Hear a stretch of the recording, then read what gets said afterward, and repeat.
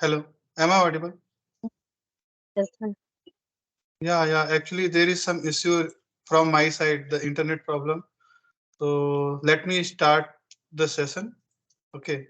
And if the internet connectivity issues persist, then please try to be online. I will again rejoin the session. Okay. If I got disconnected, I will again rejoin. You be online. Okay. So let me start this session. Welcome everyone. Am I audible to everyone?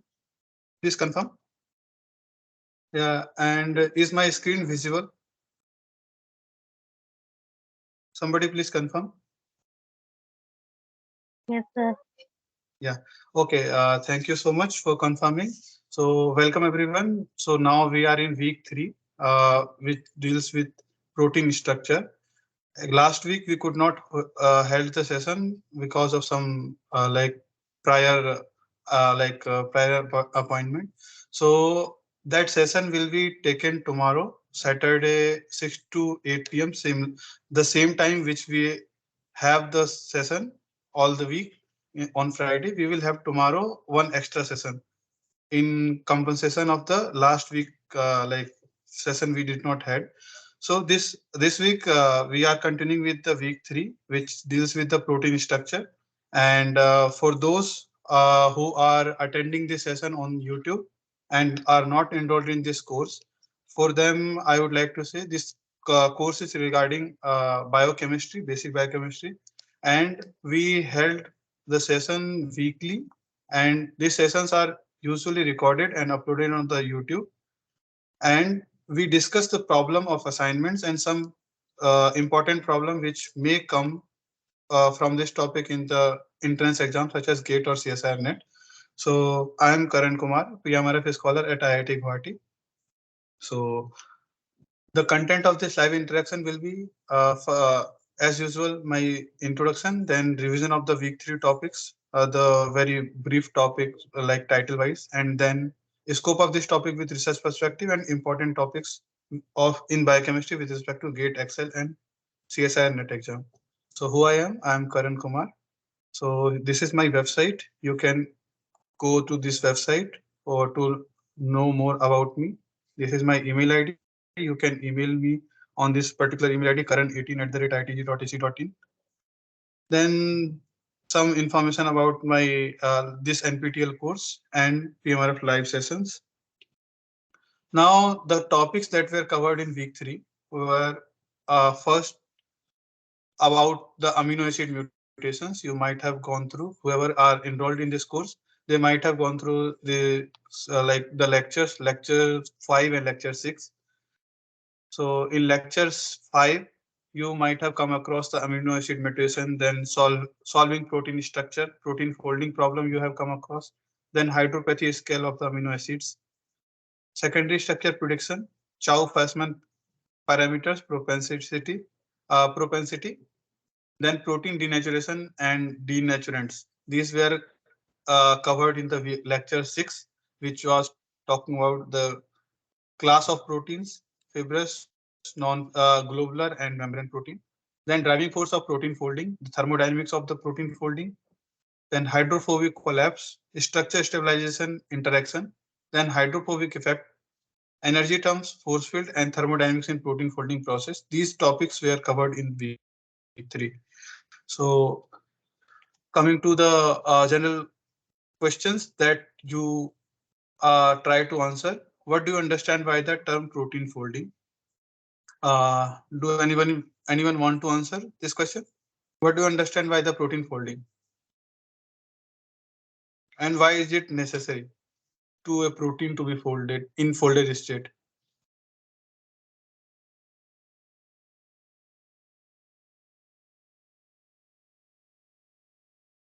Anyone?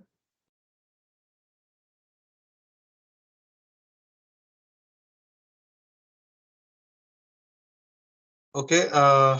Protein folding is very much essential because a protein or enzyme is only function in its folded state. You might have in week 2 you have come across that there are 4 stages of protein structure. One is primary structure, then secondary structure, then tertiary structure, primary structure, secondary structure, then tertiary structure, and finally quaternary structure. So quaternary structures are like when two or more subunits which are in the form of tertiary structure in three-dimensional, they come across and they make a functional protein family. Functional protein, those are called as a quaternary structure. And protein folding starts when is primary structures get like folded with the information that are involved itself in the primary structure of the protein, that is amino acid sequence. When the all the informations how this protein will fold and how this like all the pockets will be defined, and then different then different catalytic cavity, then how the structure will perceive in the final functional form. That is all in the all informations are there in the primary structure itself.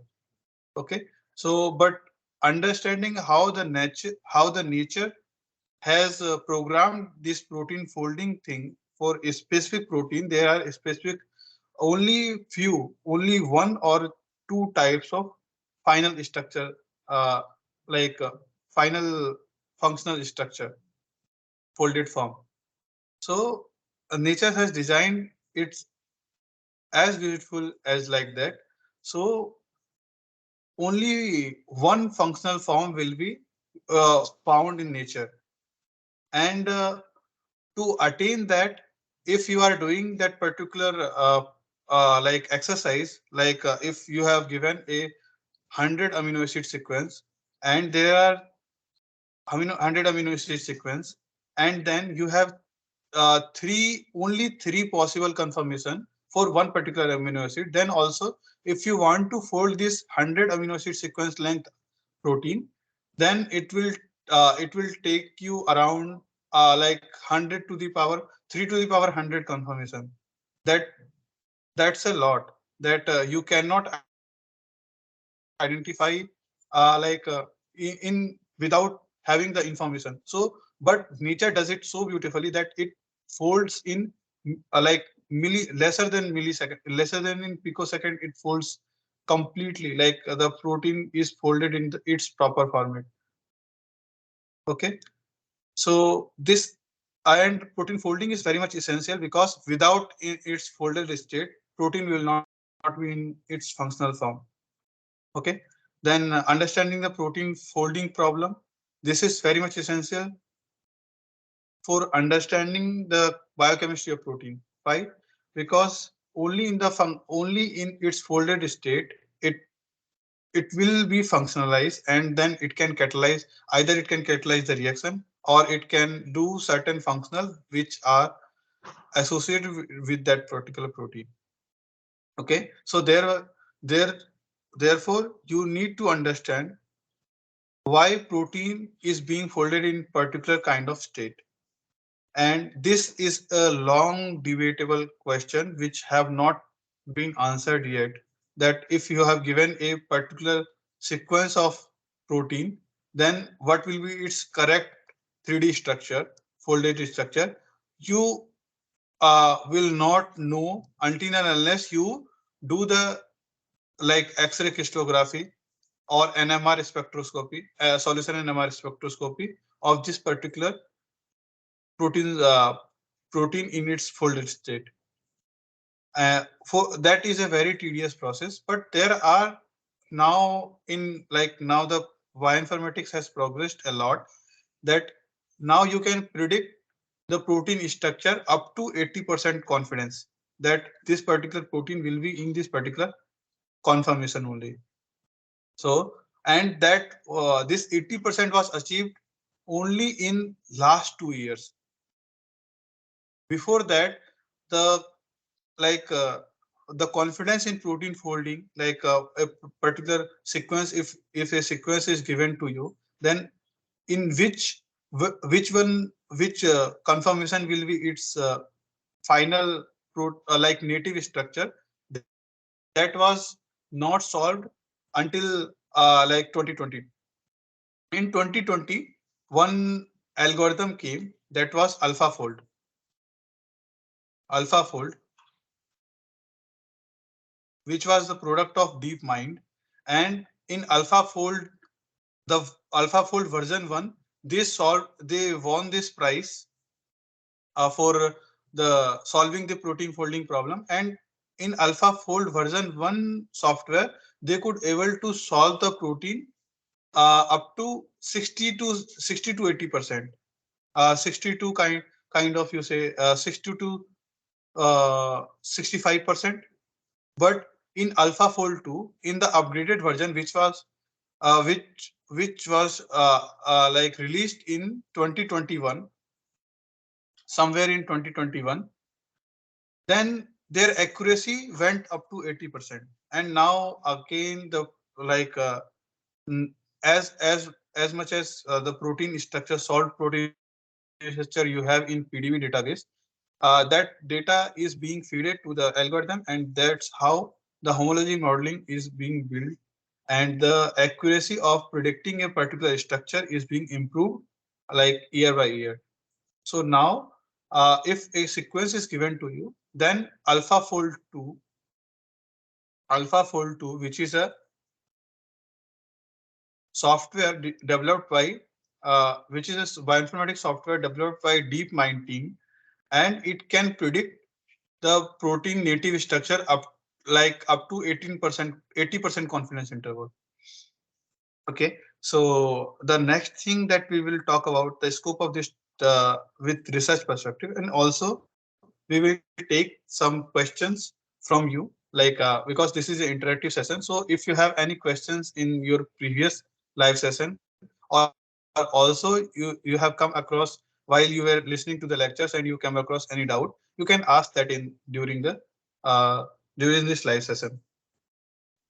Now coming to the coming strictly to the questions that was designed based on this particular week 3 module. So try to answer these questions, try to attempt this. If not, I will explain this. So your first question is, which of the structural motifs are defined correctly? So option A, coil is beta strands are coiled together. Greek key, 4 adjacent parallel beta strands. Zinc finger, one or more ions, Zn2 plus, destabilize the fold, and beta alpha beta, 2 parallel strands connected by the alpha helix. So what do you think for this question?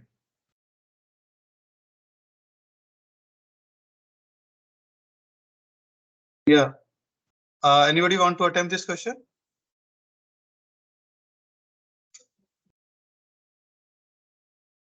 Who all are here in the session? Okay. Anyone?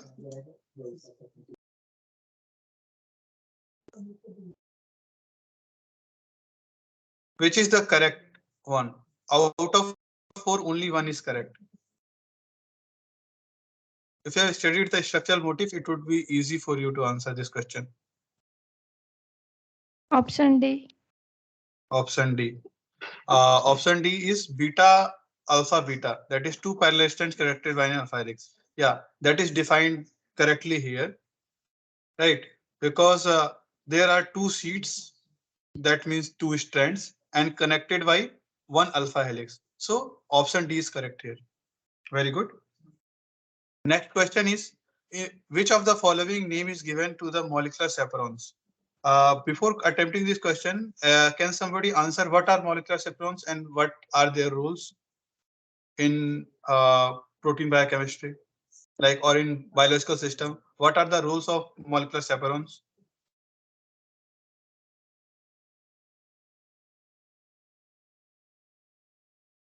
Anyone?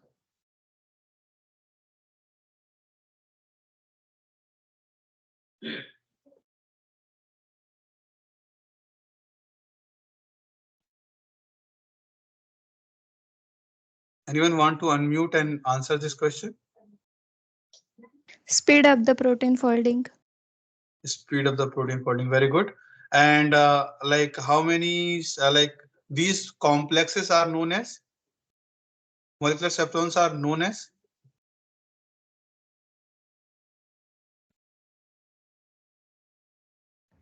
These are built up of the no, not particularly ribonucleases.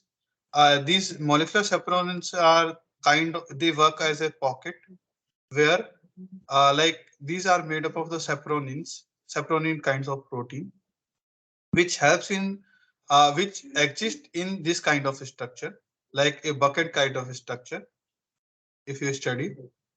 And the particular protein which need to be folded, they come into this pocket. Like there are many subunits attached to this. This is the simplest representation that I have filled here, but this may not exist in like this manner. There are many round shape chaperonins also present. So how they perform? They have a cavity where a particular protein chain which need to be folded, they come inside this pocket, and then these molecular chaperonins, macromolecular chaperones, they help them to fold and speed up the folding process. And now give me the answer for this question. Which of the following name is given to the molecular chaperones?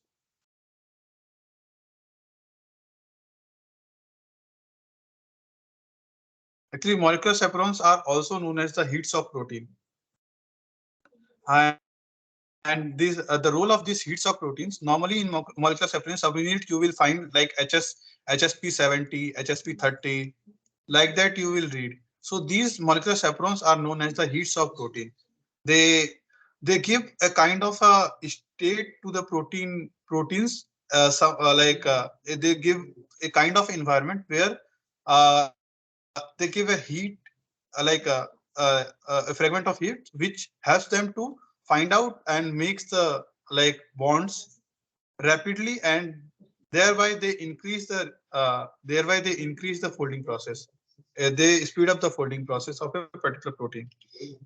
Now this is a particular diagram where you will see the role of molecular chaperones, and this particular diagram is known as the uh, folding funnel.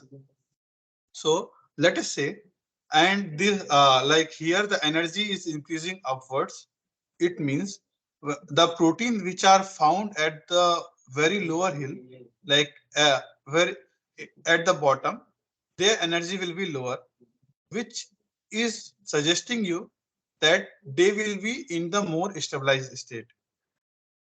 So if there are unfolded proteins, they will be highly energized. They will have high energy, and once they come down the hill, they will be folding properly. First, how they will fold? They will make intermediate folding. Okay, and then finally, at the end, they will achieve their native state. This is the folding funnel. Now, how the chaperones help them? Like if that particular protein is not folded in proper manner, then these heats of proteins, chaperones, they will provide them heat, and then they will be they will be again disassembled and and will be folded properly in the next stage. Okay, so if the chaperones are inhibited, then this particular protein will make a amorphous aggregates which are not in the functional form, and they may cause disease. Okay, so similarly, oligomers, there are different beta strands which are attached, and they are in the particular kind of state. And if these oligomers again and again they kind of settled on each other, and they form a amyloid fibrils. So these amyloid fibrils are found in Alzheimer's disease, beta amyloid protein, and these are formed because of the intermolecular contacts. However, when the protein folding process is happening, in that process, normally the contacts are formed between the intramolecular. Intramolecular means only in one chain.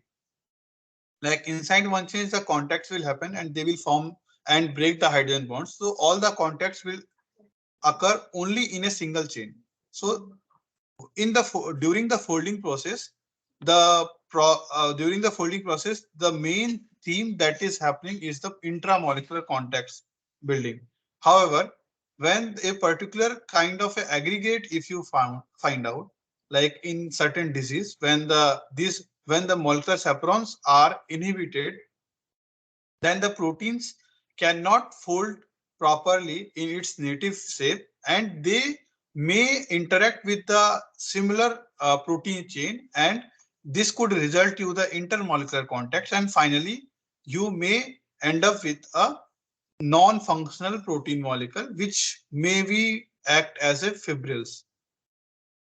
Okay, so this is how the folding process occurs. In a brief, I have given you in this picture, and these are the different protein family based on their folding pattern and the loops. They like based on their folding patterns and based on their globular shape or membranous shape or kind of interaction, they have been divided into the different category. So here you see this is a integral membrane protein. So in the integral membrane protein, this alpha helix are rounded in such a way that they provide a channel, and these structure is present in the membrane, and this hollow chain act as a channel to transport substrate or ion molecules from one side to another side of the membrane. That means from intracellular to extracellular or extracellular to intracellular, any side. Now, another class of family is the metallopeptidase. Then in metallopeptidase also, these are prevalent. The alpha helix and random coils are prevalent in their structure. Then mercury resistant protein, it also has the alpha helix in like major portion. Then corpse cobalamin phosphate synthase, ferrous ion transport protein B, then chiral assembly protein CSG. Here you will see chordine. This protein is rich in the beta strands. Alpha helix is only a few amino acid length. However, this chordine is made up of mostly in beta strands. Similarly, RNA binding protein also have the beta strands in its like major portion, major part of the protein is beta strands. This is a spore coat assembly of protein saphe, which in which the beta strands are folded in such a manner that they form a particular channel, and they are revolved around itself, that they form a kind of a helix kind of pattern of alpha beta strands. So this is a spore coat assembly of protein saphe. So these are the different classification of protein based on their structure. Now the next question that I would like to give you is, which option is incorrect regarding the molten globule state of protein? Option A, denatured denatured state. Option B, collapsed state. Option C, more compact state. Option D, presence of native like content of secondary structure. What do you think? The question is regarding molten globule state of the protein, which means this question is regarding the protein folding. During the protein folding stage, what does the molten globule state represent? Yes. Be more compact. More compact? Yes. Are you sure about it? Yes, sir. Molten means it is not in shape. Not in shape. It is not in shape, then it will be in denatured state, right? Not in more Yes. compact form. So compact form will be in such case, whether in such cases where the interaction is very hard, or they might form a kind of a fibril kind of structure, and they are very compact, then in that case these will be the compact state will prevalent. However, in molten state, because these are not in the proper shape, that means the protein is in denatured state, right? So option A is correct here. Now the next question is the residue that tends to cluster on the interior of protein. Please note this question is regarding when the protein is in Option? hydrophilic environment. Sir पीछे वाले question में option C होगा ना, incorrect ढूंढना है ना. Which option is incorrect? Oh, sorry. Yes. Incorrect. Yeah. So incorrect one is the denatured state. Sorry. Incorrect.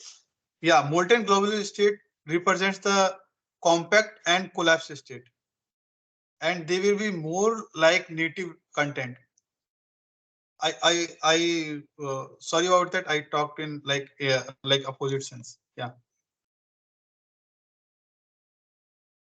They will not be in the more close to native, but they will be likely to be a native state. So if they are in the native state, that means it is compact and it will be in collapsed state, but not very much close to the native state. Okay, so the incorrect one is the denatured state. All three are the similar, right? Here, compact state is also talking about the collapsed state, and it is also complex state is also talking about the native. So if you go through the like cutting of the choice also, then all three C, B, D are the similar kind of state, right? Only the denatured state is the eliminate. If you go to the elimination process also, then also the answer is A. I did not notice about the incorrect one. Okay, incorrect is denatured state. Is it clear, or did I confuse you?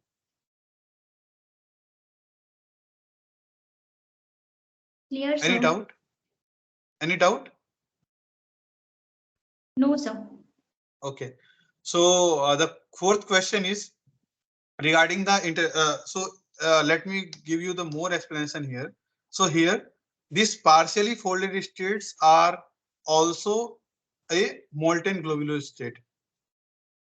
But when it is in the denatured state, this denatured state does not represent the molten. However, these all native like looking structures will fall under the molten globule.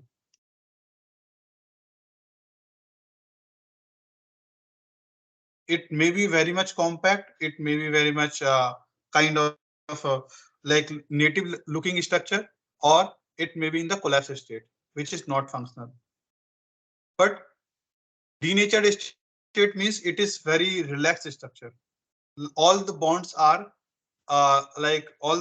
not in proper sense, or the bonds are broken.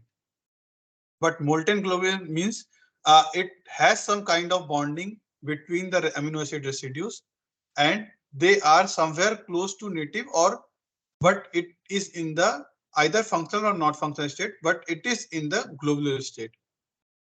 Is it clear?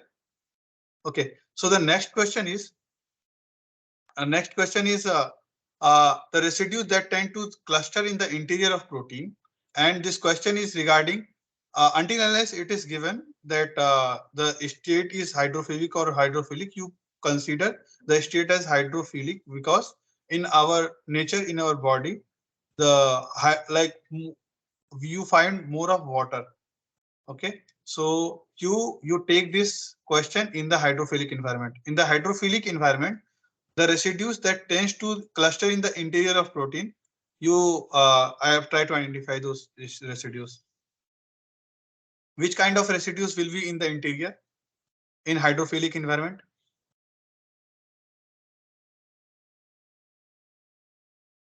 Hydrophobic interior. Yeah, hydrophobic interior. Very good. So which set among A, B, C, D is containing hydrophobic? C. C. Are you sure? I think proline may make the Leucine, isoleucine are hydrophobic. Yeah, leucine, isoleucine, both are hydrophobic, and phenylalanine is also hydrophobic. Right, because it contains lot of carbon. In option A, all of the amino acids contain more of carbon. So more carbon means more hydrophobic. Other than that, all sets have somewhat kind of hydrophilic nature of the protein. Only option A, all three are hydrophobic. So option A is correct here. Is it clear? Because histidine can be positive, can take positive charge, can take negative charge, can act as a neutral. That depends on its like environment, which is this histidine is present in.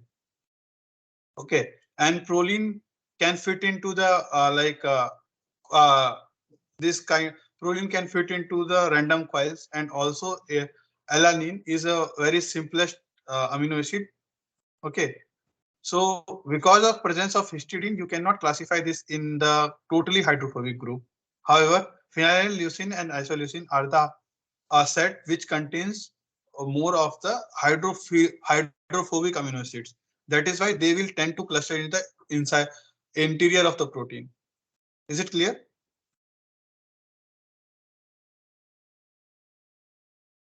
Yes, Okay. sir. Coming to the next question. Formation of amyloid beta peptides occurs in which disease? Alzheimer's. Alzheimer's. Very good. Now, the next question is, reactants are more abundant at equilibrium. Choose the correct one. So, reactants are more abundant at equilibrium, right? So, this is kind of a thermodynamics question. Not, thermodynamics question. So, choose the correct one based on this definition. Option A, equilibrium constant will be greater than 1 and delta G will be less than 0. Equilibrium constant less than 0 and delta G will be greater than 0.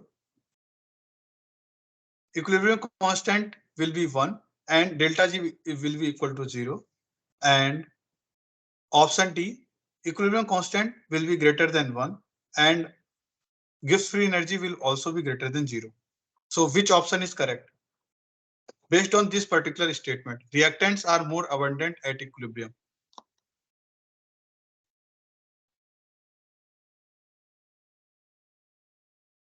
Which statement?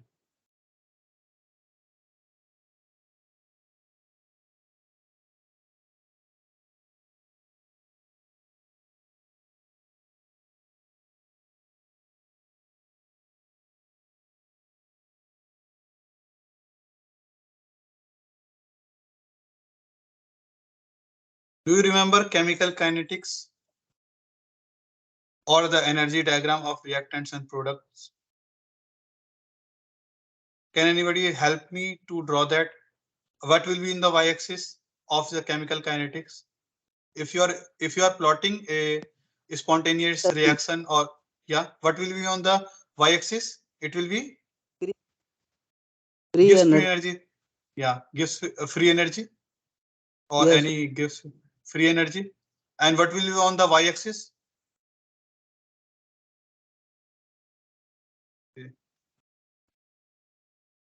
And y-axis?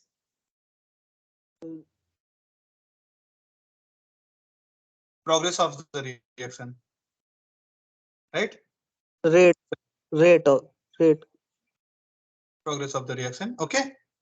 Yeah. Now how the landscape will happen? Like, because reactants normally, when some reactants to product, if a reaction is going on and it has given that it follows the equilibrium. So that means you follow a equilibrium reactants to product. So when certain reaction is happening, that means it is going towards the forward direction. That means product should be having the less energy than the reactants. Then only the reaction will progress, right? For a spontaneous reaction, the product's energy should be less than the reactant's energy. So in free energy landscape, the reactants will be at the much higher energy state. And similarly, let me show you here. Okay, so reactants will be here. Then it will take a transition state, and then finally it will reach to a product level. This is product level. This is reactant level.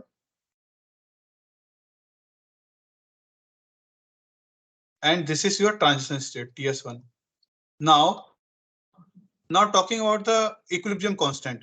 If you are studying a equilibrium constant, so at the equilibrium constant will be Kc is equal to what will be the equilibrium constant? Concentration of product divided by concentration of substrate, right? Right? Concentration of product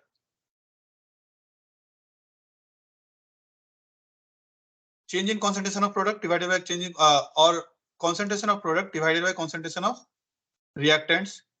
Now the reactants are more abundant, means at equilibrium the statement is telling you that reactants are more than the product. That means at the denominator you have high number, and at the numerator you have low number. That means your K will be less than 1, right?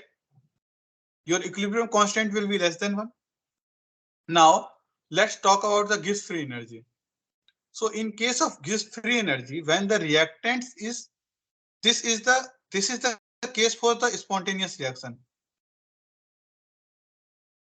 Now in case of when the reactants are higher, in case of that the Gibbs free energy will be lower. Why? Because delta G is equal to minus RT ln equilibrium constant Kc. Now Kc is lower. Kc is lower than 1. That means this thing will become plus, or this thing will become minus, and thereby delta G will be positive. So delta G will be greater than 0. Is it clear to everyone? Why option B is correct here? At equilibrium constant, when reactants are more abundant than the equilibrium, then obviously the equilibrium constant will be less than 1. But if you take this analogy furthermore, then delta G, which is Gibbs free energy, so Gibbs free energy will also be non-spontaneous, and in case of non-spontaneous reactions, the delta G are greater than 0. Right. So the relation between the standard free energy and equilibrium constant are delta G, RT ln K, right? Where equilibrium constant K less than 1, that means in that case the delta G will be greater than 0. So reactants are more abundant at the equilibrium. Option B is correct. Is it clear to everyone? This thing will help you to understand the protein thermodynamics very aptly. That is why I have given this question to you.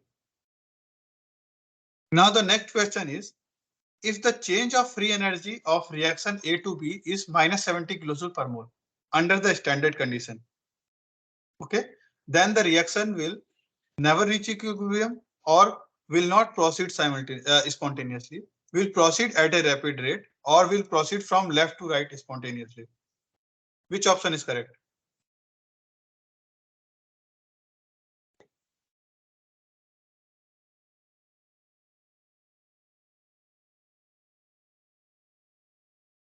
Anyone?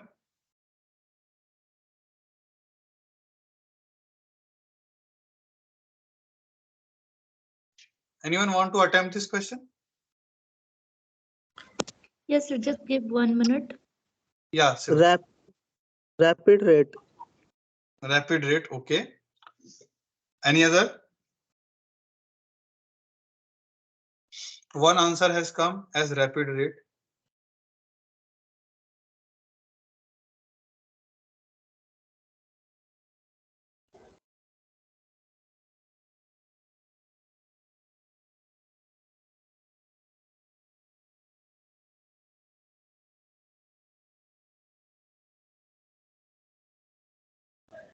Anyone else? So I think D. Option D. Okay, why do you think? So Can you left to elaborate right, more? that means spontaneously हो रहा है, तो that's why. Very good. And why not Because at Gibbs rapid free rate? energy is the negative now, so that's why it proceed to left to Forward right. direction. Yes. Yes, very good. That is okay. Then why not is rapid rate? Why not option C? Rapid Because- cell, because we don't say it's a spontaneously rapid reaction. It's need enzymes, I think. So Uh, that's not you were rapid. going in the right direction. Yeah. Why not rapid rate? Because you don't know how much energy is required to attain because rapid rate means first of all, this option is very ambiguous. Rapid rate in which direction? Because rate always have a direction. The direction is not given here. Okay. Yes, sir. Under Yes, sir. the question was if changes free energy of the reaction was A to B is -70 under standard condition, then the reaction. If we say the reaction will happen on proceed into the rapid rate, then it which direction? The direction was not mentioned here. Same goes to the velocity and rate. All are vector quantity. So you must tell that in which direction this rate will go, or in which direction the reaction will progress, which is clear from the option D. Option D is telling about the reaction will go spontaneously, which is the alternative word for a rapid rate. A spontaneous means the reaction will proceed faster, and it is also telling you the direction, which is left to right, means from reactants to product side. The reaction will progress on a spontaneous basis. Very good. The correct answer is option D. Now the next question is, X-rays are produced by interaction of accelerated which kind of the entity? Electrons. Electrons. Very good. This was the factual based question. And normally X-rays are produced using the tungsten nuclei. Okay, and with anode tube. Now to study protein stability, urea is used for which option? To refold the protein, to unfold the protein, to make covalent bonds with protein, or to increase the conformational stability of the protein. For Option what B. purpose urea is used? Option? Option D. Unfold the protein. Very good. B. Because B. urea, To yes, unfold the very good. protein. Yeah, because urea is a denaturant. It denatures the protein. And which bonds it denatures? Urea?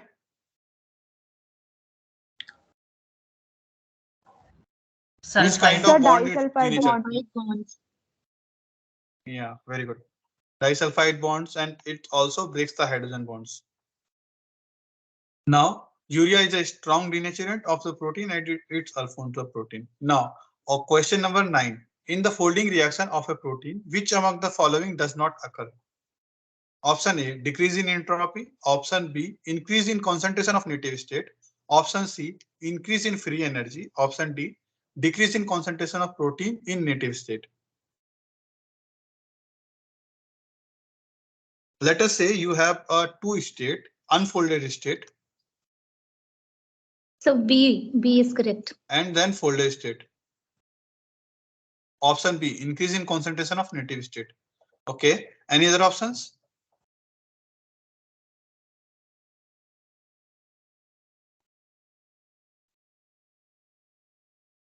Any other option? Option C. Increase in free Option C, energy. increase in free energy. Okay, any other option?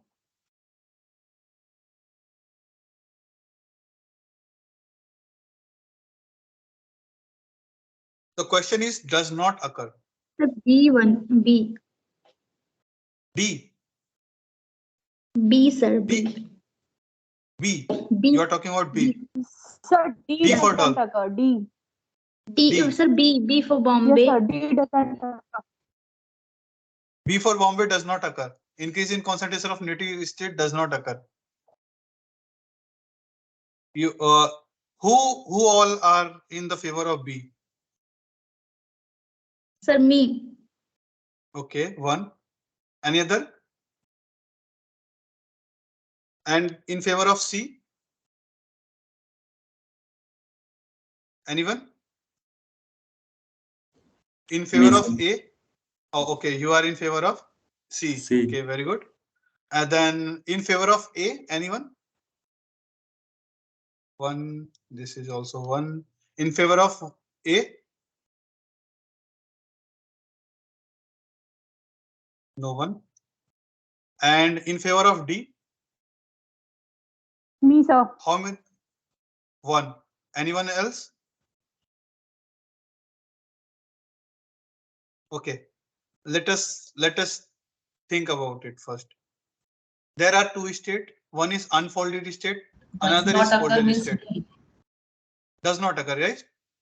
Does not occur means what is the answer? Okay. So Maybe it's D. B. Okay. One more. B. Anything else? D. Dehradun D. D. Okay. Sorry. You are talking about D. Okay. D for dog. Okay. Two answer for D. Now let's discuss this question. Right. So let's assume. First tell me what is the meaning of native state? Native state means folded state or unfolded state? Folded state. Folded state. Very good. Folded. Okay. Native means folded state. The question is regarding folding reaction. That means you should reach to a folded state, right? So at the end, what will you expect? That your protein should reach to the native state. So at the initial time, the protein will be in the unfolded state. But at the end of the reaction, folding reaction, what you will expect? There should be increase in native state, right? So option B is obviously correct here. So Yes. that means it is not incorrect. Yes. Option B is out of the option now. Now coming to the decrease in entropy and increase in free energy. Once you are going to a unfolded state to folded state, what does it mean? Does it mean that from unfolded state and the protein will directly jump to the folded state? No, right? Because in the proteins are not in the isolated environment. They are always in the, because in our body most of the environment is like water environment, hydrophilic environment. Okay, so in case of hydrophilic environment, when there are lot of water molecules, so in that case, those water molecules will be interacting with the like amino acids in its unfolded state. So in that case, the protein will have the higher, and it will be the less ordered form, right? Less ordered form means it means what? High entropy. High entropy, like entropy, high entropy. When do you see high entropy? High entropy means Disordered. Unfold. more disordered, right? But do you expect that the protein one high entropy to it will directly go to the low entropy? Because see, when the folding reaction has not started, in that case the water molecule will be interacting with all kind of amino acids, which may constitute hydrophobic amino acid, which may constitute hydrophilic amino acid, which may constitute non-polar. In all cases the interaction will happen, but that is not its native state. So when it start folding, so in that case the hydrogen bonds will break, right? And the proper bonds will start to form, like some disulfide bond will form. So in that case the entropy will decrease, right? Initially the entropy was higher because it was in order state, it is less, but in the mid time the entropy will increase because it is going to the like in folded state. It is the reaction is going to like let us say this is its unfolded state. Now there are a kind of hydrogen bonding occurs there, some hydrophobic cores will also be there. Now this will go to the some kind of conformation which is not the native conformation, but in that stage the entropy will what? It will, now the protein has folded in certain manner, so now the protein entropy will it is now in more ordered form, so that means the entropy will decrease, right? Yes, sir. And then when it will be in the more ordered form, the entropy will again decrease. So decrease in entropy is always there, right? So option A is also correct. So that means the option A is also not in answer. Now increase in free energy. From one state to another state, it does not directly go from unfolded to folded state. It will go intermediately. In those intermediate state which means the molten globule state.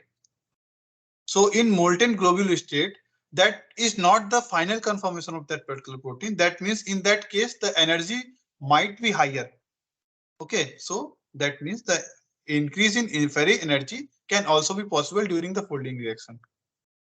All kind of possibility will be there. In case of folding, enthalpy, entropy, free energy, all kind of possibility may occur during the folding reactions. Because until and unless it is reaching to the folded state, the protein may exist in the various different conformations, which may be its final stage, or it may not be its final stage. So in those cases, the free energy might increase. Right. So option C is also not here. Now coming to the decrease in concentration of protein in native state. Our main aim is to increase folding reaction itself means the protein should follow the path from unfolded to folded. That means the folded state should be prevalent at the end of reaction. That means native state should be more higher and higher. So if there is decrease in concentration of protein native state, that means it is going to the denaturation. Right.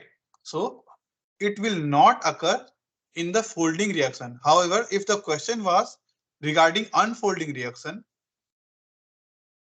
then there will be a decrease in concentration of native state. Is it clear to everyone now? Yes, So sir. the correct answer here is option D. I explained this and took a lot of time because many of you had the mixed answer, so that nobody have this kind of confusion. So I explained it more clearly. Folding state, folding state, Folding is folding state fourth week, folding reaction जो है fourth week में है sir. Folding reactions नहीं, folding reaction तो third week में है. Third week में. Okay okay. और lecture 6 talks about the folding reactions. Lecture 6. Okay sir, thank you. Yeah. I will take the next session, like tomorrow also you will have one session, because I missed one session. On 17th of February, you did not had any session. This lecture, this interactive session was supposed to happen at 17th of February. But because of some emergency, it was postponed, and you will have another session on like tomorrow, same time, 6 to 8 p.m. Because I do not wanted to have discontinuity. That is why I took this session on this day, and week 4 discussion will happen tomorrow. So if it is possible, yes, that session will start from 7 p.m. 6 is too early. No, actually, yeah, I understand your concern, but these all timings are set by already, like NPTEL team. So because they announced these timings prior, and we need to give the timing on beforehand. So that is why I cannot help in that case. If you miss for 1 hour, that is fine. You can join the session 1 hour later, and once I upload this recording on the YouTube, you can watch the whatever you left out. Sure, okay, sir. I have already said yes. YouTube channel link, I don't know which is. Oh, YouTube channel link I had shared, all the time I share, and also when I will share this PPT in the Google Google Drive. Google Doc. It is in the Google Doc. So here you will find this YouTube channel link is there. If you don't know the YouTube channel, you just go to the WinBioCV 2022. You type in YouTube WinBioCV 2022. You will find my YouTube channel. Okay. So I have not submitted 3 assignment. because Yes. I joined late. I registered late course. Yes. So what Yes. should I do? So in that case, actually, I need to talk about regarding this to the NPTEL team. I will email them. But actually, I registered 6th of February and assignment submission date was 8th of Feb. So I was 8th missed. of Feb. Okay. I understand. So in that case, are you trying to give the final exam for this question? For Yes, this sir. subject? Yes, sir. You are appearing Yes, for sir. this. So you have missed only 30%, right?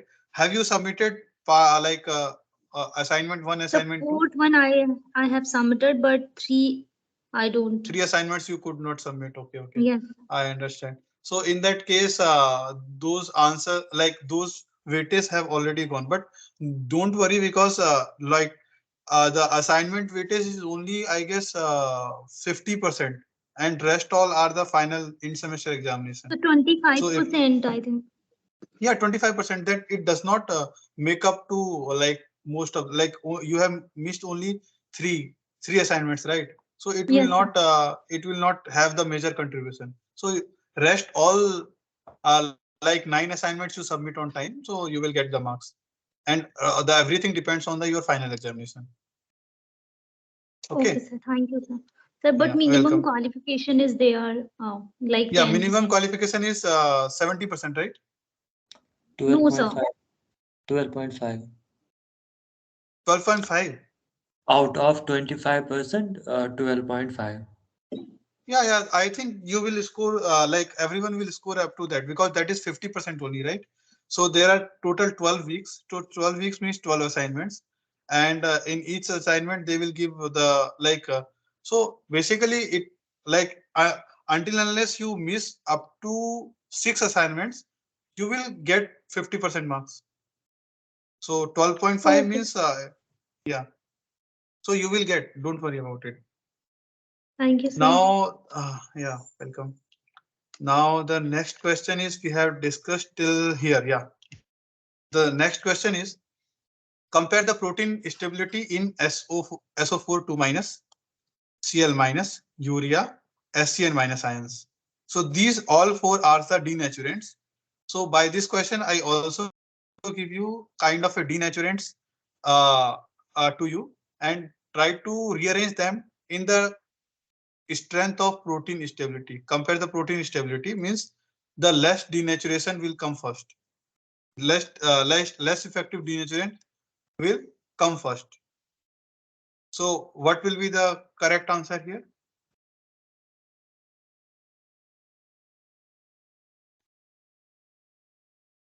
In which solvent the protein will be stable more?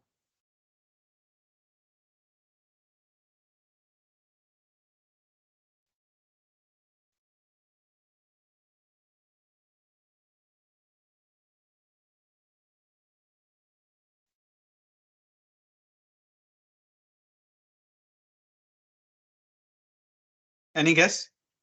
Option B. Option B. Okay. Any other guess?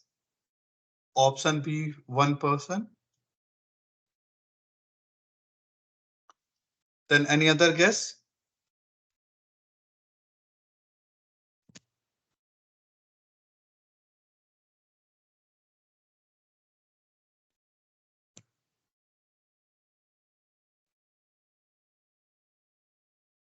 Okay.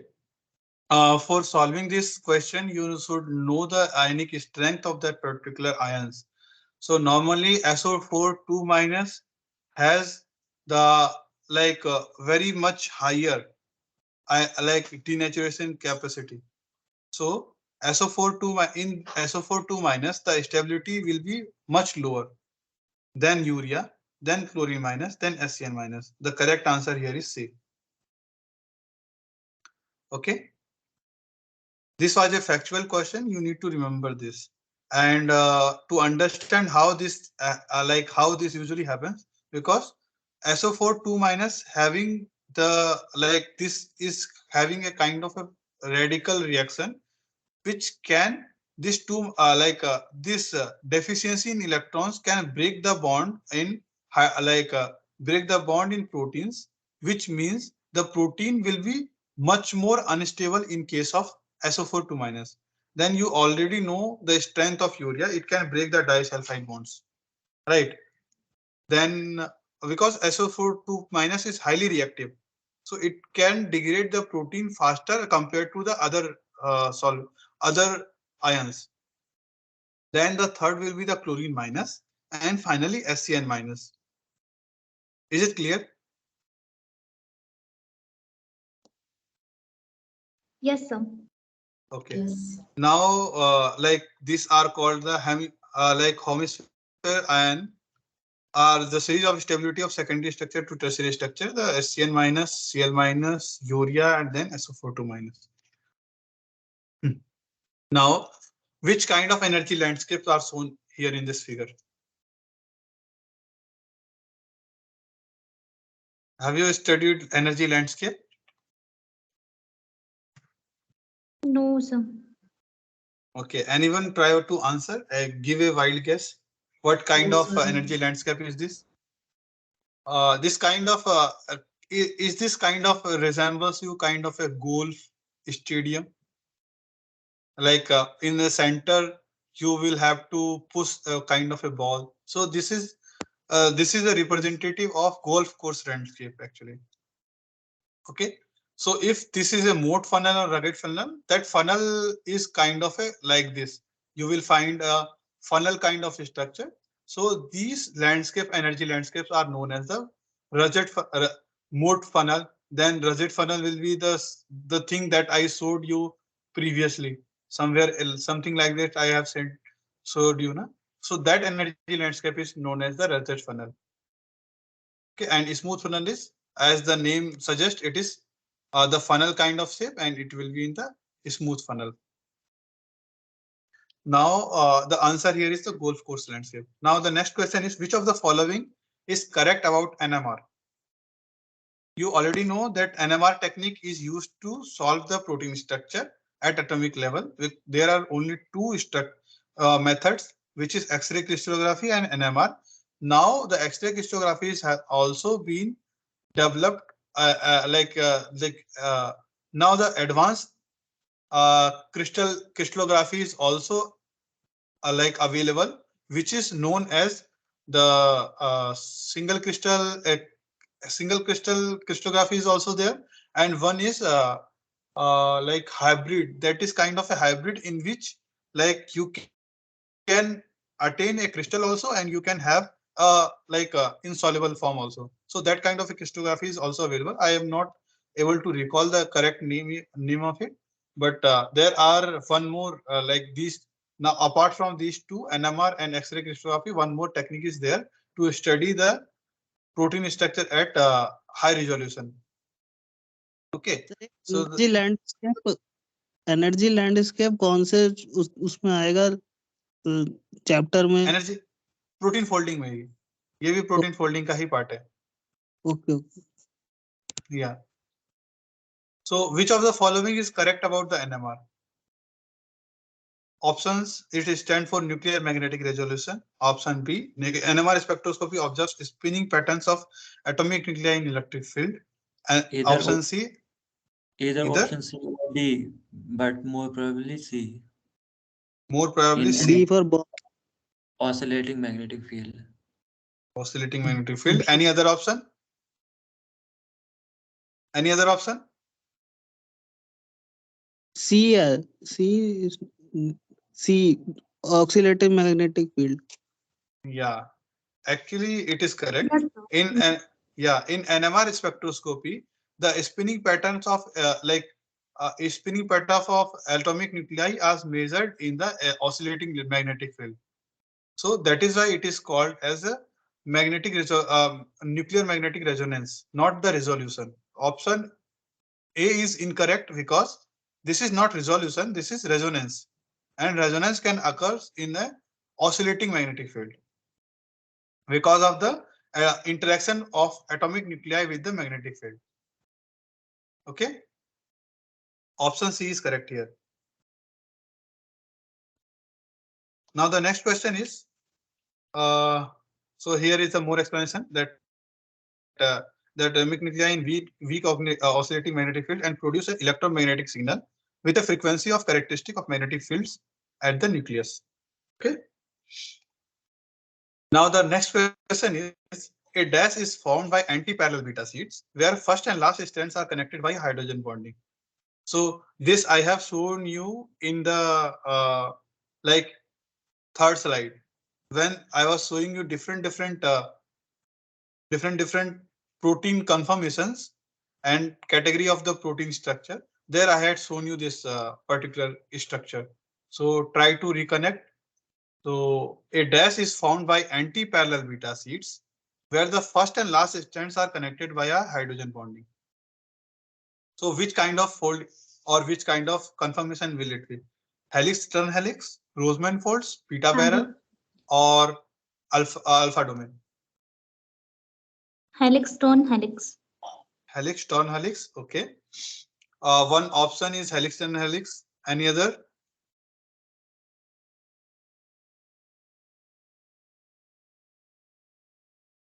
Any other?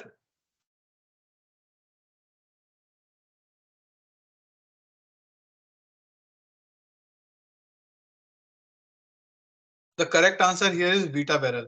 So in beta barrel, I had discussed this question in the earlier session also in week 2, I guess. In week 2, where like beta anti-parallel beta strands, they make kind of a channel. They are connected somehow like this. These beta barrel are also found in aquaporine. Aquaporine are the water channel where beta strands are made kind of a barrel kind of a structure which forms a kind of a channel in the membrane, and through that membrane the water can pass through aquaporine, and other kind of beta barrels are also present in some different channels, but the major prevalent structure is aquaporine. Okay, so here in the beta barrel, the anti-parallel beta sheets are connected through the where the first and last strands are connected through the hydrogen bonding, and this anti-parallel beta sheets are formed kind of a barrel kind of structure which forms a hollow channel through which the water can water can flow from outside of the cell to inside of the cell, or from inside to outside. So all the answer choices are different example of protein supersecondary structure, and beta barrels are commonly found in the transmembrane porine proteins. Example is aquaporine. As the name already suggests you, aqua means water. So water channel. Now the next question is, which of the following best describe a characteristic of a protein motif? Your options are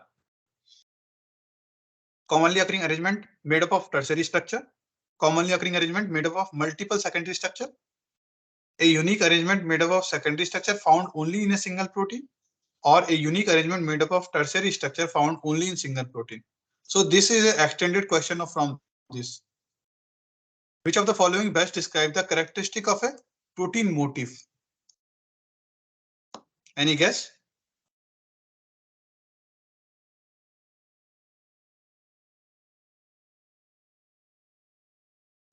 Between C and D option. Between C and D. Okay. Any other options? For C. C is the. So 2 for C and 1 for D. Any other?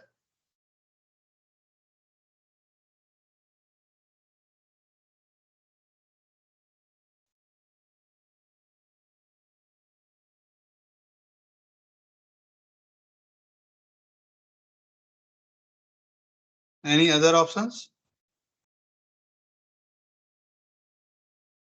The motif correct- is a part of any protein which is functional. Yeah, motif like heme, in heme protein, motifs holds the ferrous ion. So motifs are kind of a structure, supersecondary structure, which have a particular kind of function in a protein. It can be in the single protein, it can be a it can be in the group of protein, or it can hold the two proteins. Like it is in the middle of the two proteins, like two subunits, and then it holds. So as I already described, the option B is correct here. Motifs are known as the super secondary structure. So these super secondary structure, how they are how they are helpful. These super secondary structures either bind up the two subunit of a particular quaternary structure, and they have a particular kind of a function. If they are not part of a particular structure also, then also they can independently act as a catalyzer or any kind of a transfer molecule. So similarly here, beta barrel means it is made up of beta sheets, only anti-parallel beta sheets. Helix, turn helix, these things you will find in like a kind of a loop, a kind of a structure which helps in binding with the DNA motif. Okay, and it helps in the transcription process. Okay, so that these all super secondary structures play a different role in different conditions, and they are commonly occurring arrangement made up of multiple secondary structures. Secondary structure means it can be a composition of helix, it can be composition of helix turn, helix loop, beta barrel, alpha helix, alpha beta fold, alpha domain, Roseman fold. So there are different types of super secondary structure. So the definition here, protein motif, which is also known as a super secondary structure, is defined arrangement of secondary structures within a protein. This protein can be either a single protein or it can be a group of two subunits like protein. By coining the term of protein does not mean it have only a single chain. It can have multiple chains, right? So it is commonly occurring enough to have an identified structure. As example would be beta alpha beta loop. While arrangement is made up of the secondary structure, the overall motif itself can be considered super secondary or possibly even tertiary. Though its components are secondary structure, the motifs do not necessarily have a defined function across a different protein domain on the other hand do. So this is a difference between the protein domain and protein motif. Okay. Sir? Yes. Yes. Sir, here option C and D, only last part is incorrect now, like structure found only in a single protein. Yes, right, yes. Sir? Because we cannot concise them in a single protein. It can be a part of the two different proteins. Yes. It can be a holding part of, yeah. Only the last part is incorrect. Other than it is correct. Yes, sir. Okay, sir. And protein motif have secondary as well as tertiary structure, right, sir? Yes. That is what is mentioned here, right? While the arrangement is made up of secondary structure, overall motif itself can be considered as super secondary or possibly even tertiary. Because tertiary, what do you understand by tertiary? Tertiary means it is made up of the different secondary structures, right? When the alpha helix, beta sheets, random coils, they come closer, they act as a kind of a protein, like a folded form. Alpha helix is made, alpha helix attached to the loop, and then beta sheets are there. This is also termed as a tertiary structure, right? So this can also occur in the motif. Motif means it can act as a small part of the protein or it can act as a complete part of the protein. It can act as a alone also, or it may not have the defined function. Okay. So this is how the motif is defined. Now the next question, this is regarding the folding, protein unfolding reaction. If delta G for a protein unfolding reaction is positive, if delta G is positive for the protein unfolding reaction, then options are unfolded state is stable, folded state is more stable, unfolded and folded state both are stable, or unfolded and folded state both are unstable. What is the possible answer for this question?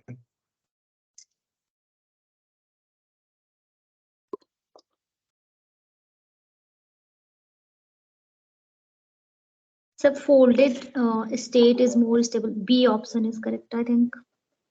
Okay, one option. Anyone else for option B? Or any other option? Both are unstable. Both are unstable. Means you are talking about option Unfolded. D. Yes, sir. Okay, okay, okay. Any other option?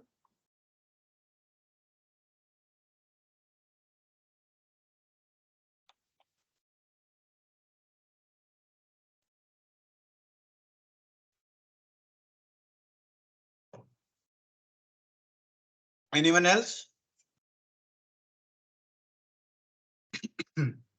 Okay, let me try out this question.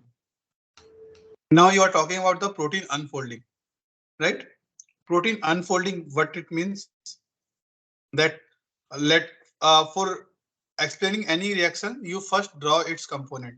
On the reactant side, you will have unfolded state. On the right hand side, you will have native Folded. state or folded state. Native or folded. Okay, fine. Now it is the question is regarding unfolding. That means the reactions will progress from left to right. Now the question is telling in the unfolded reaction, that means when the reaction is going backward direction, the delta G is positive. If delta G is positive, will it be spontaneous reaction or unspontaneous reaction? Unspontaneous, sir. Unspontaneous, Non-spontaneous, sir. non-spontaneous. Very good. Okay. If delta G is positive, this reaction will be slower, right?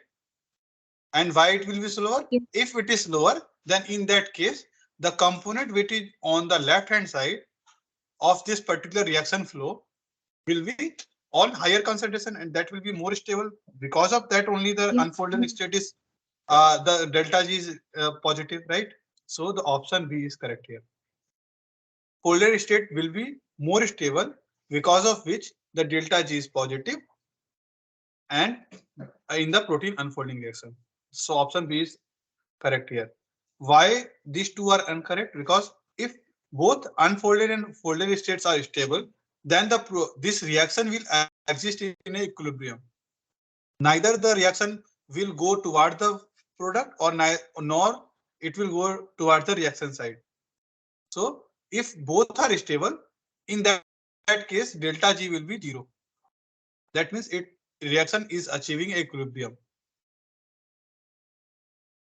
Now both are unstable. If both are unstable, then you cannot predict the delta G is positive or negative. The question itself is giving you the delta G is positive. That means the reaction is going towards the reaction is in the favor of native side. That means the folded state is more stable. Is it clear? Yes, sir. Okay, very good. Now the next question. So here I have given the explanation. At the equilibrium, native state will be in the equilibrium state of the unfolded state. The equilibrium constant K, which is U and unfolded is the product. Native is the reactant for unfolding reaction, right? So this will be equal to Ku. The difference in Gibbs energy of the unfolded state and native state is RTLN K. For Ku, a positive delta G indicates the native is more stable. Okay, this is more in the wordy sense, and here I have told you in the very kind of a layman language, or in with the like common sense. Okay, now the next question is, if the change is free energy is 0 for the reaction, then what will be the option? If the change is free energy is 0, then will it be delta H is equal to T delta S, or delta H is equal to minus T delta S, or delta S is equal to T delta H, or delta S is equal to minus T delta H? What will be the case in case of free energy is equal to 0? Can somebody give me the formula for free energy change in free energy based on So the delta enthalpy H and is entropy? equals to T delta S. A option. Option A, delta H is equal to T delta S. Option 1. One person. Anyone else? Option 1, sir. Okay, plus 1. Anyone else? Any other options? Those who answered delta H is equal to T delta S, can you please give me the chemical equation for change in free energy? Chemical representation for change in free energy. What is the mathematical expression? What is the mathematical expression for? Yes. Free energy is 0. That means 2 option is eliminated like B and D because it's not a negative. No, it doesn't say like that. You don't, free energy is 0. That means you can't say anything about the positive or negative thing. So you cannot eliminate based on that B or C is wrong or right. What is the like this you can solve if you know So, like the delta mathematical G is expression. equals to delta H minus T delta S, na?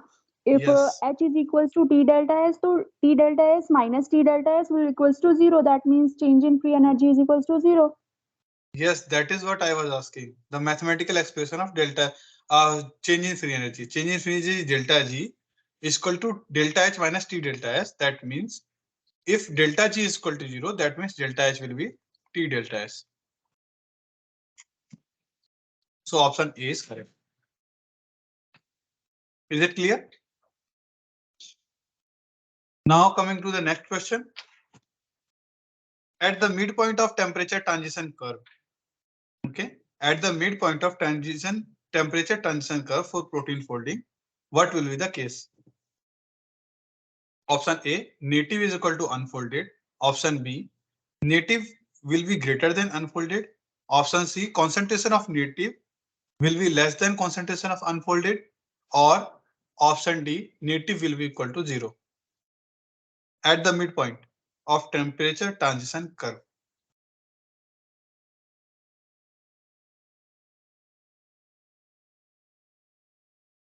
So 1 is correct. Yeah.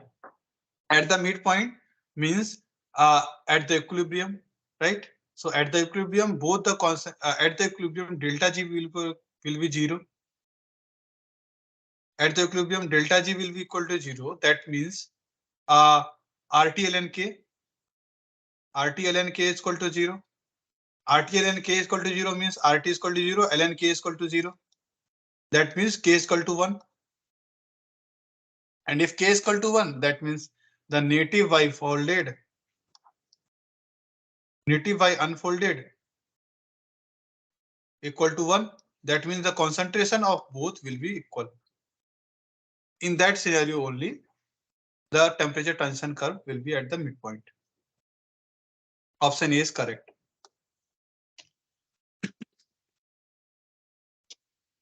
Now coming to the next question. Myosin and alpha keratin are the example of which kind of motif? Option A, coil. Option B, beta meander. Option C, helix turn helix. Option D, Greek key. Can somebody first tell me where you will find myosin? In muscles. Muscles. Very good. And what are the physiology of muscles? Muscle contraction. It helps in muscle contraction with the Contraction and relaxation. Yes. So we need alpha keratin. And where do you find alpha keratin? in hair tissue Hair, or hair, nail, etc. nails. Yes. Yes, hairs and nails. Where you have strong tissue, there you find alpha It is keratin. found in exoskeleton. Yeah. Yes. And so based on that, can you tell me which kind of super secondary structure it will have as a monomer? What kind of structure? Coil. Any other? Any other? Beta meander, helix turn helix, or Greek key?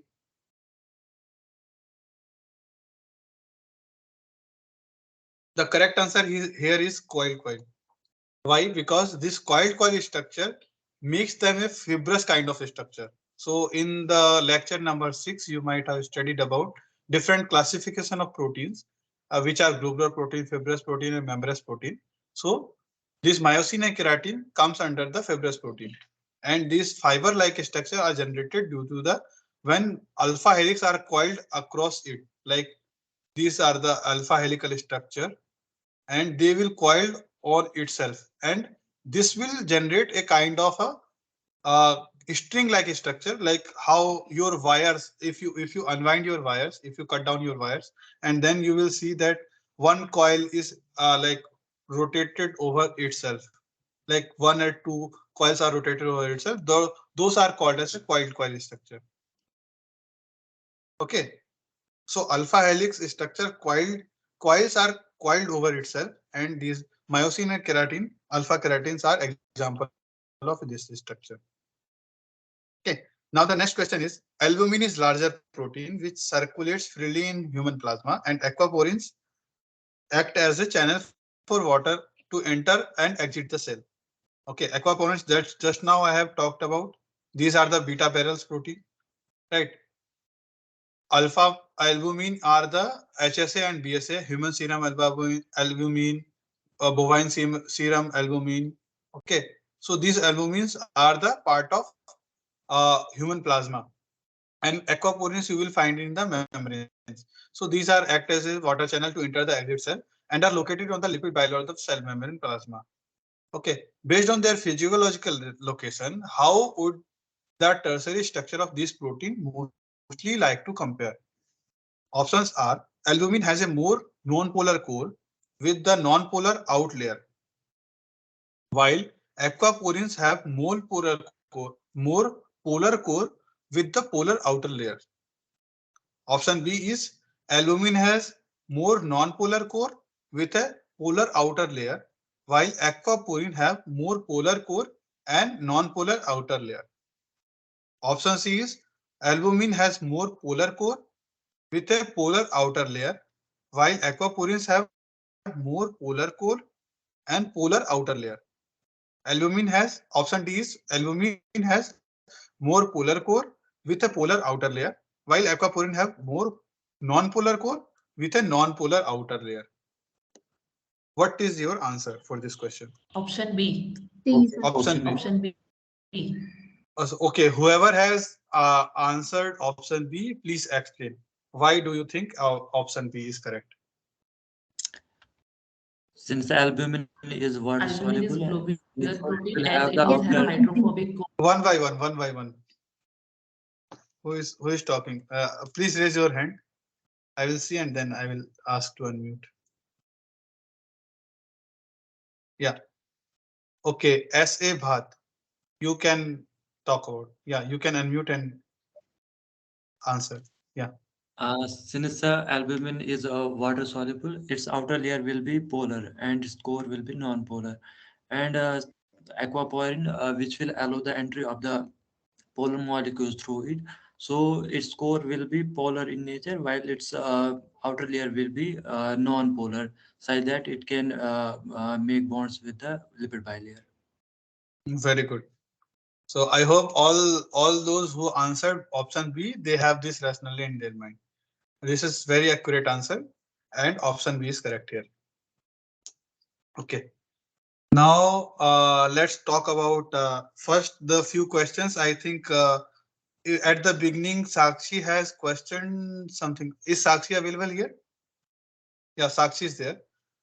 Yeah. So Sakshi, what was your question? You can like ask.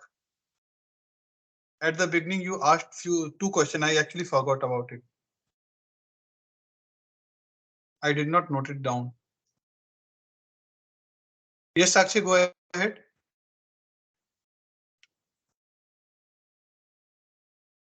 Sir question ये था कि absorption spectra of amino acid वाला. Absorption spectra of amino acid. Okay. मतलब जो week 1 में था, right? Okay. Week 1 में absorption spectra of amino acid में क्या प्रॉब्लम था? उसमें जो 4 ऑप्शन थे, उसमें 2 ऑप्शन ये थे. One was hypsochromic shift occurs when polarity increases, And second Yes. option, bathochromic shift occurs when hydrophobicity increases. So both options are correct, na sir? No. Let me give you that. Let me open that file. Are you talking about the thing that I shared, right? The like Yes, sir. this PPT that I shared. You are asking the question from my PPT, right? Okay. That was somewhere, yeah, here. Right. The question was bathochromic shift or hypsochromic shift. This question, right? Question number 14. Which among the following is correct about the absorption spectra of amino acids? So here the question was the bathochromic shift occurs when polarity increases and hypsochromic shift occurs when the polarity increases.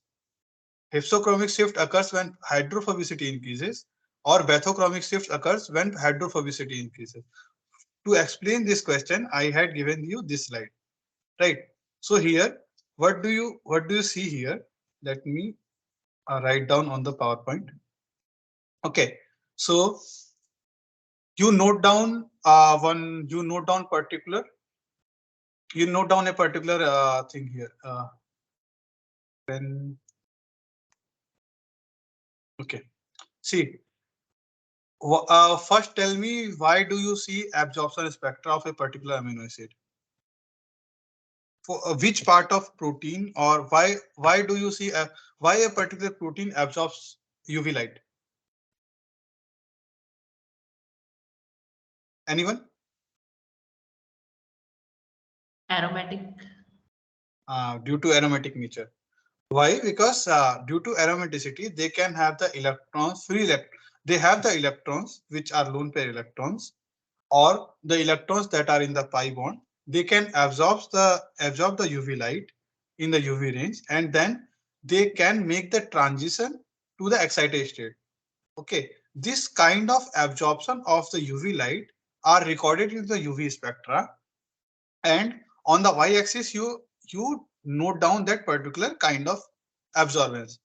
Okay, and on the y-axis you note down which kind of light it absorbed. Like there are three different type of UV bands, right? UV light spans from like UV light spans from where to where in electromagnetic spectra.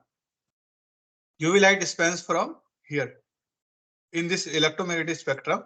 UV light spans from 10 nanometer to 400 nanometer. That is your ultraviolet region. And ultraviolet region is also divided into three different sections. One is near UV region, another is far UV region, and then vacuum UV region. Most of the aromatic rings that makes the transition that occurs due to the pi to pi star transition, which is the least energy consumable. Okay, so pi to pi star transition occurs in the range of near UV region, which is near to the UV light, like near to the visual light, right? Because 400 nanometer is the visual light starting the electromagnetic spectrum, which is violet. Okay, and 250 nanometer is the further from the like far UV region. So most of the aromatic rings, the tryptophan, tyrosine, and phenylalanine, they make the pi to pi star transition in the 280 nanometer region, and because of which you observe this phenomena of UV absorption. Okay, now let us come to this particular kind of phenomena, which is hypsochromic, hyperchromic, bathochromic, or hypochromic. Okay, now let us think about it. What is hyperchromic means? Hyperchromic means hyperchromics is the particular phenomena when you have noted down a particular kind of UV absorption. You will have a one peak, but at the case when you see in adding certain few other compound, and what do you observe? This particular kind of spectra peak, this area remains same, this kind of shape is remains same, but it goes on the upward direction. Then this kind of phenomena is known as the hyperchromic. When this peak amplitude, this amplitude lower down, then this phenomena is known as the hypochromic. But there are two different phenomena which occurs due to the polarization, polarity. So because of the polarity, how does it happen? Because of the polarity, there can be two different phenomena, which is hypsochromic or bathochromic. Okay, so when the polarity increases, what happens when the polarity increases? Polarity increases means there are in the solvent, if there are more polar solvent, it will attract the pi. It will attract the pi electrons more to itself, which means they will be strongly bonded to that particular structure.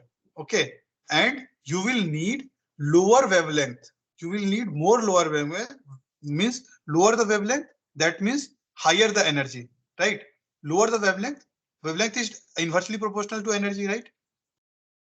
Now when the polar environment is present, in that case the electrons will be more attracted towards the structure, and it will not go to the excited state until unless you provide the higher energy rays, higher energy wavelength. Okay, so higher energy means lower wavelength. So lower wavelength, that means it will go to the backward direction. That is why when the polarity increases, you will see the hypsochromic shift, that means blue shift, when polarity increases. So it is opposite to the polarity decrease. When polarity decrease, then you will see the bathochromic shift. Now the similar thing you will see as hydrophobicity. When there is a hydrophobicity, when the hydrophobicity increases, that means the carbon's structures are more. That means polarity is less polar. Hydrophobic means less polar because the carbon content of carbon is more. And in that case, the electrons will be delocalized more and more. For example, here you have two structures. Naphthalene has this blue spectra, blue UV spectra, but when you increase the ring, that means increasing the more conjugation. Now increasing the ring, that means you are adding more carbon. That is means this tetracene is more hydrophobic, right? More hydrophobic means the electron can delocalize more, and these are loosely packed to its structure. That means the lower energy itself can excite this particular electron to its excited state. Even at the lower energy means higher wavelength. So it will be red shifted, and red shifted are known as the bathochromic shift. Okay, now come to the question. Now the which among the following is correct about the absorption spectra? So hypsochromic shift occurs when polarity increases. This is correct statement. Hypsochromic means blue shift. Blue shift occurs when polarity will increase. Rest all four options are incorrect. Hypsochromic shift occurs when hydrophobicity. This is wrong because that will be the which shift? That will be the red shift, which is bathochromic. Okay, bathochromic shift occurs when hydrophobicity increases. This option is also correct. Okay. Correct, Oh, that is sir. why. Okay. That is why you asked it. So fine, no problem. Yeah, option D is also correct. Yeah. Bathochromic shift occurs when the hydrophobicity increases. So your question was this. Oh, I thought you are not able to understand the Both phenomenon. options are correct, sir. So Yeah, both option B and option D both are correct. Yeah, and what was your other question? I hope by explaining this, you got some more information about this phenomena. So it did not kind of hampers your time. I hope. So any other question you have? You asked one more question, right, Sakshi? What was your other question? Sir मेरा contact map के concept में थोड़ा Okay. Contact map. What are the contact maps? Okay. Contact maps are usually these are made to know where the two different amino acid residues are located. So let us say you have a particular chain where you have multiple amino acid 1, 2, 3, 5, 1, 2, 3, 4, 5, 6, 7, 8, 9, 10. Okay, and go to the 50. There are 50 amino acid residue protein. Okay, and now you are, what is contact map? Contact map is the noting down the distance between the two amino acid. Let us say you are mapping amino acid 1 and amino acid 4. Okay, you are mapping amino acid 1 and amino acid 4, and you are noting down where it's where is its kind of distance. What is the distance of this 1 and 4? Similarly, 1 and 2, similarly 1 and 3, then 2 and 3. So that particular map, when you measure the distance and you map that particular thing on the particular 2D diagram, those are known as the contact map. These are basically the matrix, ij matrix. Okay, ij matrix, where you note down the distance between the two amino acids. Now, talking about it, when we are talking about it, then also we should consider how you will identify whether the alpha helix is present based on the contact map, or alpha helix or beta sheet, or anti-parallel beta sheet or parallel beta sheet. See, if two amino acids are closer, okay, and they fall on a diagonal line, that means the protein, the amino acid residue are in the continuous, right? So if they fall over the diagonal line, okay, then possible, not possibly, that is confirmed that, because alpha helix can only occur in the continuous chain, because it has to make the bonds between I to I plus 4. Okay, in case of standard alpha helix, the bonding patterns are I to I plus 4.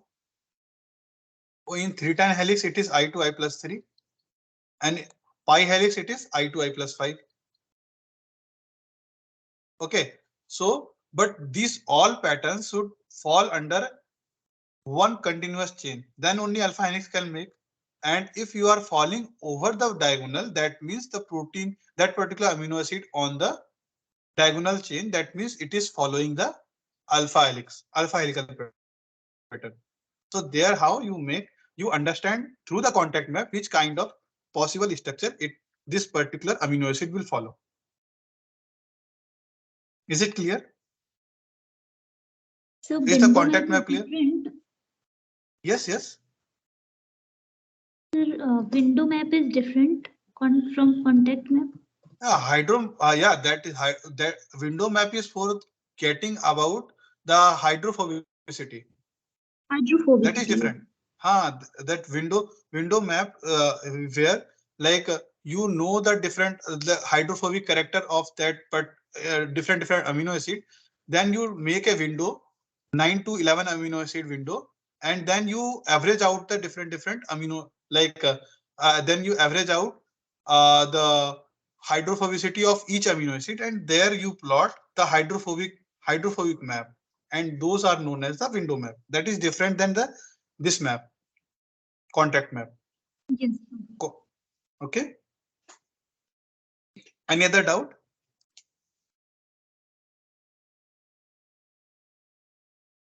Anyone else have any doubt regarding the previous sessions or this session, or if you were solving the assignment problem and then you got stuck somewhere? Is there any doubt? So this session was all about the protein folding. Okay, tomorrow also we will meet on the same at the same time, 6 to 8 p.m. Because we did not had the meeting on 17th of February.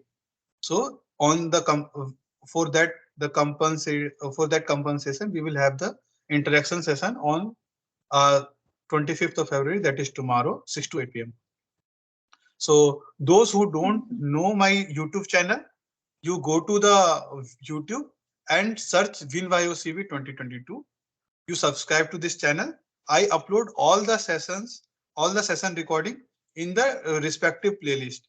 So the biochemistry playlist you can find here. I have uploaded the two sessions. The two sessions I have uploaded in this channel. For biochemistry playlist, you will find two sessions, and a previous session that I was TAing with the fundamentals of protein chemistry. So there, all the 13 sessions you will find there. Okay. So other than that, I also I am hosting an internship which is WinBioCV, Winter Internship in Bioinformatics and Computational Biology. For those also, like you can follow, you can check this playlist. Okay. So if you have any other doubt, you can also join the WhatsApp group. Link I have shared here. So this is the link to join WhatsApp group. When I will share this PPT, you can get to this URL and join the WhatsApp group. The consolidated NPTEL sheet link is also available. YouTube channel link is there. Then MS Teams to join the link. As you all have joined the session, I think you have this link. And always follow this particular forum of this particular course. There I always, after the session, I paste the link of the recording and all the important announcement I make in this particular channel. You can also follow me on LinkedIn. I'm also active on the LinkedIn, and on the LinkedIn I paste all the update about the upcoming sessions or anything. If I have if there is any problem that I'm not hosting any live interaction, so that I will paste that information. I will circulate on the discussion forum also and on the LinkedIn channel also. Okay, and Yes, do sir. follow this YouTube channel for getting all the videos regarding the this particular all the session recording. Okay, I will share this recording with you, all of you, and the PPT also you can find in the folder here. This folder, NPTEL TA folder, biochemistry folder. Here in PPT, I am uploading each and every sessions recording, and then this PPT, PDF of this PPT I will upload, and I will also share that on the discussion forum of the course. So if there are no other doubts, I will stop the recording, and I thank you everyone for joining this meeting. I hope you will join tomorrow also for the Thank you, fruitful sir. discussion. Thank you. Excuse me, sir. Yes. I have a doubt regarding generally, not about the classes. Yes. Go ahead. So, in the videos, and you're teaching in more detail than the videos. So, for the exam point of view, which thing should we refer? You refer the lectures only. Lectures The more detail that I am explaining, that is for your understanding purpose. That is the main motto of this holding this live sessions. So that the students get the clear idea about it, and also you get a kind of glimpse how the questions will be framed in the competitive examination. So that once you are appearing for GATE or CSIR-NET examination, it will be helpful for you to understanding the concepts. So okay, for this particular course, you follow the assignment problems and also the lectures that ma'am is uploading week by week, module wise. That will be enough. Okay, sir. Thank you. Welcome. Any other doubt?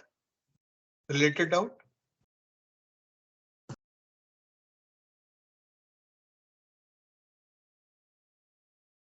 Okay, so if there are no other doubts, I will end this meeting now, and hope you will all join the meeting tomorrow. Thank you so much for joining. Happy learning. All the best. Thank you, sir. Welcome.